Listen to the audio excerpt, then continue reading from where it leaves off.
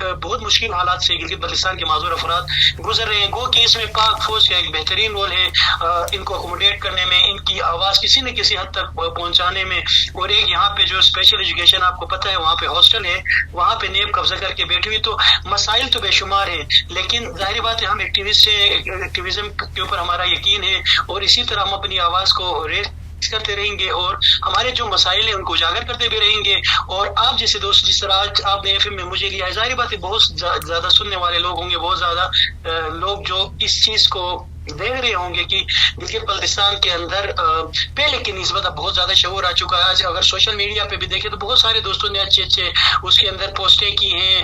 تاج صاحب 2019 میں ہمارا ایکٹ بنا تھا اور اس کے جو رولز تھے اس دفعہ 2025 میں ہم نے کیبنٹ سے پاس کروائے ہیں. آپ اس سے اندازہ لگائیں کہ کام کتنا سست روی کا. جس طرح گلگت بلتستان ڈسیبلٹی ایکٹ کو آپ اٹھا کے دیکھیں تو ایسا قانون ہم نے یونائٹڈ نیشن کے امبریلا کے تحت ہم نے اس قانون کو اسمبلی سے پاس کروایا ہے، جس میں تمام چیزیں اس کے اندر ڈالی گئی ہیں، مگر امپلیمنٹیشن نہیں ہوتی ہے. یعنی گورنمنٹ کے ادارے ہو، سول ادارے ہو، جو ان کے لیے ووکل ہوتے ہیں ادارے، وہ خود امپلیمنٹ نہیں کرتے ہیں اس چیز کے اوپر. السلام علیکم سامعین و ناظرین، جیسے کہ آپ کو معلوم ہے کہ آج پوری دنیا میں خصوصی افراد کا عالمی دن منایا جا رہا ہے. یہ دن اقوام متحدہ کے جو اسمبلی ہوتی ہے ان کی طرف سے منظوری کے بعد پوری دنیا میں منایا جا رہا ہے. اس کا بنیادی مقصد یہ ہے کہ خصوصی جو افراد ہوتے ہیں ان کے جو مسائل ہیں، ان کے جو فلاح و بہبود کے معاملات ہیں اور ان کی زندگیوں میں جو رکاوٹیں ہیں ان سب کو اجاگر کرنا دراصل مقصد ہے. اس سلسلے میں ایف ایم سنو کی طرف سے آج جو عالمی دن ہے خصوصی افراد کا، اس حوالے سے ہم نے ایک مہمان کو ٹیلی فون لائن پر جو ہے اس کو انگیج کیا ہوا ہے اور وہ شخصیت آپ جانتے ہوں گے کسی تعارف کے محتاج نہیں ہے. گلگت بلتستان میں خصوصی افراد کے لیے ان کے جو مسائل حل کرنے میں، ان کے روزگار دلانے میں، ان کے تعلیم کے معاملات کو حل کرنے کے لیے، ان کے دیگر جتنے بھی مسائل ہیں، پریشانیاں ہیں، وہ ان سب کو دور کرنے کے لیے وہ عرصے دراز سے جدوجہد کر رہے ہیں. اس سلسلے میں ان کو ایک سول ایوارڈ سے بھی نوازا گیا ہے. تو بڑی مشہور شخصیت ہے گلگت بلتستان کے امجد ندیم صاحب. خصوصی افراد کے گلگت بلتستان میں لوگوں کی تعداد کتنی ہے، کس طرح کے مسائل سامنا کا ان کو کرنا پڑ رہا ہے اور پالیسیوں میں کہاں رکاوٹیں ہیں اور حکومتیں کیا کر رہی ہیں، وہ اس حوالے سے کیا جدوجہد کر رہے ہیں، اس حوالے سے یہ تمام سوالات ان کے سامنے رکھ دیتے ہیں اور ان سے جاننے کی کوشش کرتے ہیں کہ گلگت بلتستان میں اس طرح کیا صورتحال ہے. السلام علیکم امجد صاحب. وعلیکم السلام امتیاز صاحب. تو ہم آپ سے پوچھنا چاہتے ہیں کہ یہ جو خصوصی افراد کا جو عالمی دن منایا جا رہا ہے اس کو آپ کس نظر سے دیکھتے ہیں اور اس کی کتنی اہمیت ہے، اور اس حوالے سے کیا آپ کے آج گلگت بلتستان میں خاص تقریبات اور آپ کے مسائل ڈسکس ہوئے ہیں؟ جس طرح امتیاز ریتار صاحب نے فرمایا کہ یہ دن منانا کیوں ضروری ہے اور اس دن کو منانے کا کیا مقصد ہے، تو جس طرح آپ نے فرمایا تھا کہ یہ 1992 میں اقوام متحدہ کی ایک اسمبلی کے اندر ایک قرارداد آئی تھی 47/3 جس کے تحت اس کو پیش کیا گیا تھا کہ پرسن ود ڈسیبلٹیز، یہ 1992 کی بات ہے، ایک باقاعدہ سے ایک قرارداد لائی گئی تھی اور 2008 میں پھر اس کو باقاعدہ ایک نام دیا گیا عالمی دن برائے افراد باہم معذوری، یعنی international day for person with disabilities. بالکل. اس دن کو بنانے کا جو بنیادی مقصد جس طرح آپ نے فرمایا تھا کہ بنانے کا یہی مقصد تھا کہ ان کے حقوق، ان کی فلاح و بہبود، معاشرتی، معاشی اور ثقافتی زندگی میں جو برابری کی بنیاد ہے، جس کو ہم ہمیشہ کہتے ہیں بجائے آپ ترس کھائیں، برابری کی بنیاد پر شمولیت کو فروغ دیا جائے. تو ہم بھی عرصہ دراز سے، جس طرح آپ کو پتہ ہے، آپ ہمارے ہراول دستے کی طرف ہمیشہ ساتھ رہے ہیں کہ 2017 سے میری جدوجہد ہے کہ ان افراد کو خاص کر گلگت بلتستان کے حوالے سے ان افراد کی آواز بننے کی کوشش کریں. ان کے جو رائٹس ہیں جو ہمیں اقوام متحدہ نے دیے ہیں، گلگت بلتستان کے جو قوانین نے دیے ہیں، پاکستان کے جو قوانین نے دیے ہیں، اس کے تحت ان کو معاشرے کا ایک ایسا شہری بنائیں، ایک ایسی بہتر شہری بنائیں جو بجائے اس معاشرے کے اوپر بوجھ بننے کے، بجائے اس معاشرے کا ایک جس کو ہم کہیں کہ کرامت فرد بن جائے، بیٹھ کے مانگنے والے سے، کہ وہ ایسا انسان بن جائے جو اپنی ایک آزادانہ، خود مختارانہ اور ایک بہترین زندگی، جس طرح دوسرے نارمل افراد گزارتے اس طرح کی زندگی گزارے. تو یہ بتائیے کہ گلگت بلتستان میں آپ کیا سمجھتے ہیں کہ کتنے افراد جو ہیں جو اس وقت جو ہے آپ کے ادارے کے ذریعے وہ ان کے مسائل حل ہو سکتے ہیں؟ امتیاز صاحب اگر ہم ویسے آل اوور ورلڈ کی بات کریں، دنیا کی بات کریں، تو تقریباً 1 ارب کے قریب جو ہے دنیا بھر میں معذور افراد ہیں، یعنی دنیا میں ہر 7واں بندہ یا 10واں بندہ کسی نہ کسی معذوری کا شکار ہے۔ اگر ہم پاکستان کی بات کریں اور ہمارے جو WHO کے جو ناپنے کے جو پیمانے ہیں اس کے تحت اگر ہم چلے تو پاکستان کی 15% آبادی جو ہے وہ پرسن ود ڈسیبلٹیز پہ مشتمل ہے۔ اور ابھی ریسنٹلی جو سینسس ہوا تھا، جو مردم شماری ہوئی تھی، اس کے مطابق 9.9 تقریباً 10% جو آبادی کل آبادی ہے اس کا معذور افراد پہ مشتمل ہے۔ اگر آپ گلگت بلتستان کی بات کریں تو ابھی بے نظیر انکم سپورٹ نے ریسنٹلی ایک سروے کیا تھا جس میں 86,000 معذور افراد ہیں جن کو انہوں نے اس سروے کے اندر ان کو وہ کیا ہے، اس سروے کے اندر ان کو لیا تھا۔ تو ویسے اگر ادارے کی بات کریں تو دیکھیں ادارے جتنے بنے اس آبادی کے لحاظ سے بہت کم ادارے ہیں جو واقعی میں ڈیلیور کر رہے ہیں۔ اگر میں اپنے ادارے کی بات کروں، انڈیپینڈنٹ لیونگ سینٹر کی بات کروں، امجد ندیم فاؤنڈیشن کی بات کروں، تو اب تک پچھلے 3 سالوں میں ہم نے 1400 کے قریب جو افراد باہم معذوری تھے ان کو مختلف سکھائے ہیں 9 ٹریڈز میں، جس میں الیکٹریکل، پلمبرنگ، فری لانسنگ، بہت ساری چیزیں، سلائی کڑھائی کا کام، پینٹنگ کا، اس طرح بہت ساری چیزیں پچھلے 3 سالوں میں اس ادارے سے کوئی 1400 کے قریب افراد باہم معذوری وہ یہاں سے گریجویٹ ہو چکے ہیں۔ اور بہت سارے ایسے ہیں جنہوں نے اپنا ایک بہترین زندگی وہ گزارے، یہاں سے کام سیکھنے کے بعد اپنا چھوٹا کاروبار، اپنا کوئی نہ کوئی ہنر جو یہاں سے سیکھ کے گئے تھے وہ کام وہاں پہ وہ کر رہے ہیں۔ جی امجد صاحب، بڑی تفصیل کے ساتھ آپ نے روشنی ڈالی۔ یہ بتائیے کہ جو رویہ ہے، پبلک کا رویہ ہے، آپ کیسے دیکھ رہے ہیں؟ سوسائٹی آپ کے ساتھ کس حد تک وہ تعاون کر رہی ہے؟ کیا جو رویے ہیں سوسائٹی کے وہ آپ کو اس کو کس نظر سے دیکھتے ہیں؟ امتیاز صاحب الحمدللہ میں اگر پاکستان کے دوسرے صوبوں کو دیکھوں یا ہماری جو ترقی پذیر ممالک ہیں ان ایریاز کو دیکھوں تو گلگت بلتستان کے اندر الحمدللہ ہم میں اگر کسی قوم کسی مطلب اس میں متفق ہو یا نہ ہو، لیکن اس چیز میں متفق ہے کہ پرسن ود ڈسیبلٹیز جو ہیں وہ ایک بہترین زندگی یہاں پہ گزار رہے ہیں اپنے گھروں کے اندر۔ اگر وہ ہیں تو کسی نہ کسی صورت میں ان کی فیملی کے اندر لوگ، بھائی بہن، کوئی نہ کوئی کیئر کرنے والا ان کا ہے۔ لیکن جنرل اگر آپ حکومتوں کی بات کریں تو میرے خیال میں آپ کو یاد ہوگا 2019 میں میں فوکل پرسن چیف منسٹر تھا، حافظ عبید الرحمان صاحب کا دور تھا۔ اس وقت ہم نے پرسن ود ڈسیبلٹیز کے لیے بہت سارے اقدامات لیے تھے جن میں ان کو کام سکھانے کے حوالے سے ان کو جو وظیفہ ہوتا ہے وہ مقرر کیا تھا، ایجوکیشن کے اوپر کام کیا تھا، ہیلتھ کے اندر کام کیا تھا، ایکسیسیبلٹی کے اوپر کام کیا تھا، معاشرے کے اندر ان کو شعور اجاگر کرنے کے اوپر کام کیا تھا۔ 2019 میں باقاعدہ سے ہم نے قانون لایا گلگت بلتستان ڈسیبلٹی ایکٹ 2019 کے نام سے، جو کہ باقاعدہ گزٹ آف پاکستان میں چھپ چکا، اسمبلی سے پاس ہو چکا، مگر جو ہی گورنمنٹ چینج ہوئی بہت ساری چیزیں ہمیں سفر کرنا پڑا۔ 2020 سے لے کے اب تک ہم ایک بہت مشکل حالات سے گلگت بلتستان کے معذور افراد گزر رہے ہیں۔ گو کہ اس میں پاک فوج کا ایک بہترین رول ہے ان کو اکوموڈیٹ کرنے میں، ان کی آواز کسی نہ کسی حد تک پہنچانے میں، اور ایک یہاں پہ جو اسپیشل ایجوکیشن آپ کو پتہ ہے وہاں پہ ہاسٹل ہے، وہاں پہ نیب قبضہ کر کے بیٹھی ہوئی، تو مسائل تو بے شمار ہیں، لیکن ظاہر بات ہے ہم ایکٹیویزم کے اوپر ہمارا یقین ہے اور اسی طرح ہم اپنی آواز کو ریز کرتے رہیں گے اور ہمارے جو مسائل ہیں ان کو اجاگر کرتے بھی رہیں گے۔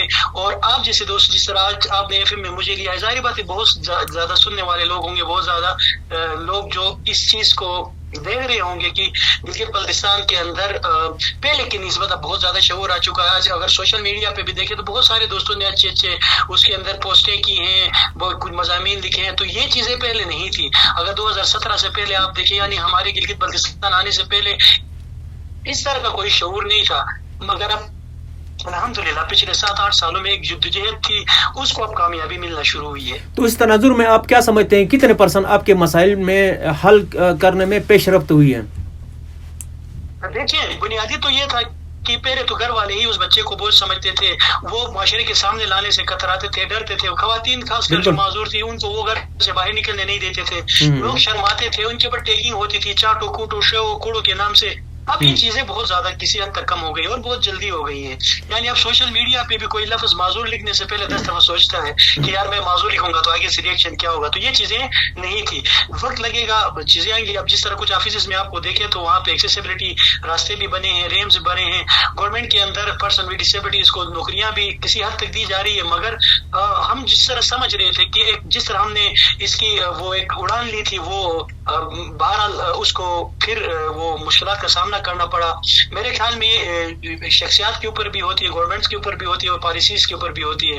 ताज साहब 2019 में हमारा एक्ट बना था और उसके जो रूल्स थे इस दफा 2025 में हमने कैबिनेट से पास करवाए। आप इससे अंदाजा लगाएं कि काम कितना सुस्त रवैये का शिकार हुआ है बीच में।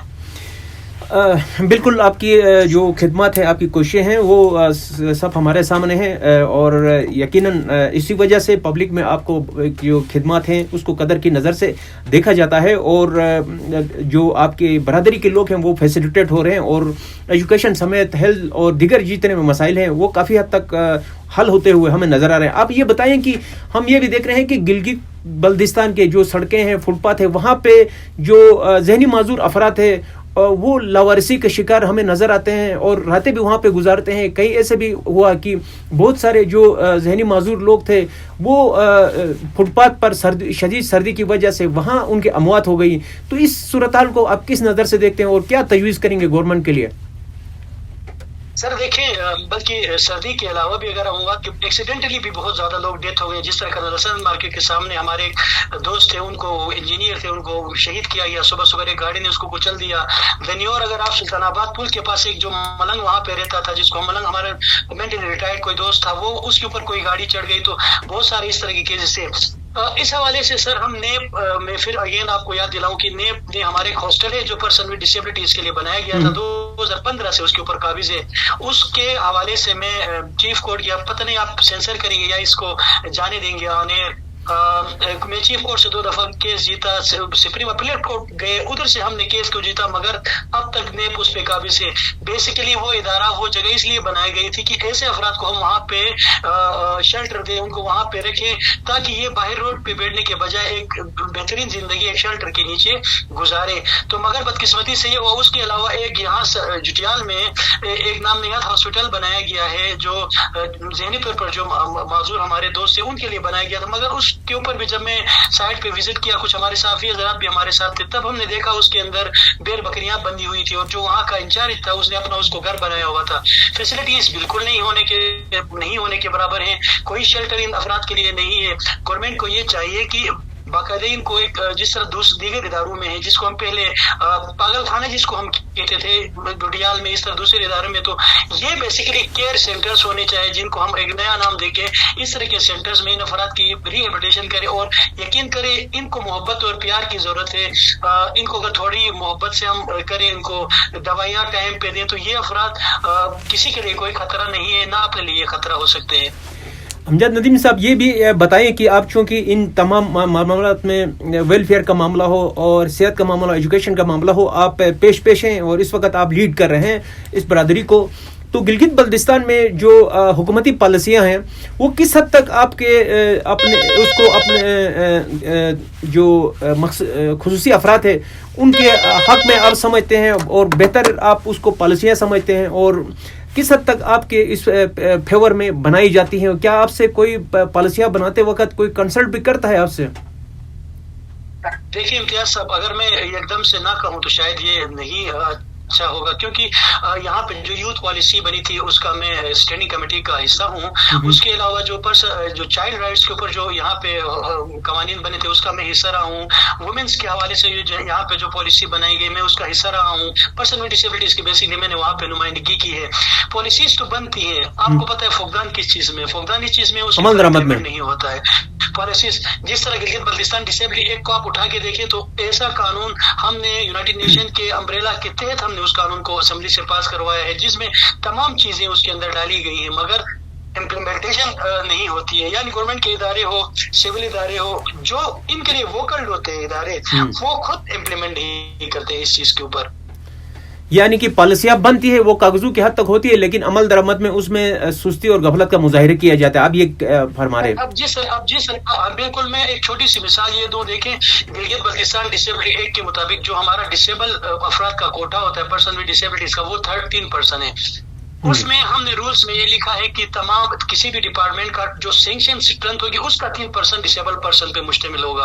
अब ये लोग क्या करते हैं, वो कहते हैं भाई जब 100 पोस्टें एक साथ एडवर्टाइज होगी, यानी ये अपने तरफ से ब्यूरोक्रेट करते हैं कि तीन पोस्टें हम आपको तब देंगे। भाई कब कहाँ कौन सी डिपार्टमेंट एक साथ 100 पोस्टें आती है तो आप जाके हमें 3 अकोमोडेशन उसमें डिसेबल्ड पर्सन को करेंगे। तो मतलब कानून फिर ये अपनी तशरियां करते हैं, अपनी चीजें वो उसमें इंजेक्ट करने की कोशिश करते हैं। कोर्ट की जो कवानीन है या जो हमने पॉलिसीज बनाई उनके ऊपर इम्प्लीमेंट करते हुए पता नहीं क्यों उनको वो मुश्किल पेश आता है। यानी आप ये कह रहे हैं कि ब्यूरोक्रेटिक रवैये जो हैं आपके साथ आपको सामना करना पड़ रहा है, जिसकी वजह से आपकी इस बरादरी का इस्तेहसाल हो रहा है। तो ये भी बताएं कि ऐसा जी जी जी मैं ये पूछना चाह रहा था, गिलगित बल्तिस्तान में जो खुसूसी अफराद हैं उनके लिए जो तालीमी इदारे हैं वो महदूद है, प्राइमरी सतह तक है या मिडिल सतह तक है, उससे ऊपर तो यहाँ पे तालीम तो है नहीं। तो ये सबसे बड़ा मुश्किल है, और चूंकि तालीम बुनियादी ज़रूरत होती है, तो आप इन मामलात में क्या देखते हैं और मुस्तकबिल में कोई उम्मीद आपको नज़र आ रही है? देखिए, ये सेम अभी बुखारी साहब ने मेरे सोशल मीडिया के ऊपर एक उस पर कमेंट किया था। मैंने लिखा था कि मैं यहाँ से ऑनलाइन हूँ, तो उन्होंने लिखा था कि आप मुस्तकबिल में क्या करने जा रहे हैं। देखिए ताज साहब, गिलगित बल्तिस्तान के अंदर बदकिस्मती ये है कि जो इदारा जिसको देखना चाहिए उसके अंडर में ये नहीं है। बेसिकली स्पेशल एजुकेशन पूरे पाकिस्तान में सोशल सेक्टर के अंडर में, सोशल वेलफेयर डिपार्टमेंट के अंडर में, यहाँ पे इसको लेके जाया गया है टेक्निकल एजुकेशन के साथ इसको मिला के इसको एक अलग डायरेक्टरेट या इस तरह की वो की गई सेक्टरेट बनाया गया। तो अब एक नॉर्मल बंदा जिसने कभी सोशियोलॉजी को पढ़ा ही नहीं है, जिसने पर्सन विद डिसेबिलिटीज के इश्यूज का इसको अंदाजा ही नहीं है, एक डायरेक्टर किसी भी बंदे को ले जाके उधर डायरेक्टर रखते हैं तो उसको पूरी जो सिस्टम है उसको समझने में उसको सालों लगते हैं, मगर 1-1.5 महीने के बाद वो वहां से चेंज होता है। गिलगित बल्तिस्तान के अंदर सर 7th क्लास के बाद कोई यहाँ पे स्कूलिंग का सिस्टम नहीं है। गिलगित बल्तिस्तान मीन्स की गिलगित के अंदर लेकिन आपको पूरे डिस्ट्रिक्ट में कहीं पे भी कोई स्पेशल स्कूल आपको नहीं मिलेगा, सिवाय इस कर दो कि चिलाज में बिल्डिंग बन चुकी है, वो भी 2019-20 के दरमियान वो बिल्डिंग वगैरह सब कुछ हो चुका है, मगर वहाँ पे कोई स्कूलिंग, यानी आपके पूरे डिस्ट्रिक्ट में से सिर्फ गिलगित और इसकर्दू है जहाँ पे स्पेशल एजुकेशन का स्कूल है, मगर ऑल ओवर आप गिलगित बल्तिस्तान में देखें तो कहीं पे भी बच्चे स्कूलिंग नहीं कर सकते। प्लस जो स्पेशल एजुकेटर होते हैं वो है नहीं, अगर है भी तो स्पेशल एजुकेटर को वहाँ जाहिर बात है, देखिए स्पेशल एजुकेशन एक अलग सेक्टर है जहाँ पे स्पेशल एजुकेटर्स की नीड होती है, रिहेबिलिटेटर्स की नीड होती है, आपको ऑडियोलॉजिस्ट की नीड होती है, आपको साइकियाट्रिस्ट की नीड होती है, लेकिन वहाँ पे वो चीजें हैं ही नहीं। एक्सेसिबिलिटी का वहाँ स्कूल्स के आप जाके देखिए वो बिल्डिंग पर्सन विद डिसेबिलिटीज के लिए एक्सेसिबल नहीं है। अगर आप उनकी बसेस को देखें तो नॉर्मल अफराद उसके ऊपर चढ़ नहीं सकते, तो मेरा जैसा बंदा जो व्हील चेयर पे होगा वो कभी उसके ऊपर चढ़ के स्कूल नहीं आ सकता है। तो मकसद कहने का ये है कि एजुकेशन का तो कोई सिस्टम ही नहीं है। एजुकेशन इसलिए मैंने ILC की बुनियाद रखी कि मैं पर्सन विद डिसेबिलिटीज को जो वहां से 5th पास के बाद बाहर आवारा घूमते हैं उनको उठा के यहाँ पे ले आऊं और उनको स्किल सिखाऊं, ताकि वो कम से कम अपनी छोटी सा कहीं ना कहीं छोटा सा काम करे और अपने लिए अर्निंग कर सके। बाकी ये है कि जो अफराद बाहम माजूरी है उनका भी ये होता है, जब हम पे हमारी जब गवर्नमेंट की जॉब के लिए हम टेस्ट इंटरव्यू देने जाते हैं तो होना तो ये चाहिए कि हमारा आपस में मुकाबला हो, जो पर्सन विद डिसेबिलिटी से उनका आपस में मुकाबला हो। वो क्या करते हैं, नॉर्मल अफराद के साथ इनका मुकाबला कराते हैं, जिसकी वजह से वो उस प्रोसेस से आगे नहीं बढ़ सकते। आपने कौन सा इनको मुकाबले के लिए कॉलेज में मुकाबले की बराबरी की बुनियाद दी, आपने कौन सा यूनिवर्सिटी में बराबरी की बुनियाद दी है? तो आप जब जॉब के लिए हम जाते हैं तो वहाँ बराबरी पे हम उनसे मुकाबला, ये तो हो ही नहीं सकता, आपको पता है। तो एजुकेशन सबसे बुरे हाल में है। तो मैंने बहुत पहले कोशिश की थी कि बजाय इसको एजुकेशन सिस्टम से निकाल के हम सोशल वेलफेयर के अंडर करें, ताकि यहाँ के जो लोग एक्सपर्ट लोग बैठे हैं वो वहां जाके इस सिस्टम को ऊपर उठाए, बजाय दिन ब दिन ये नीचे जा रहा है।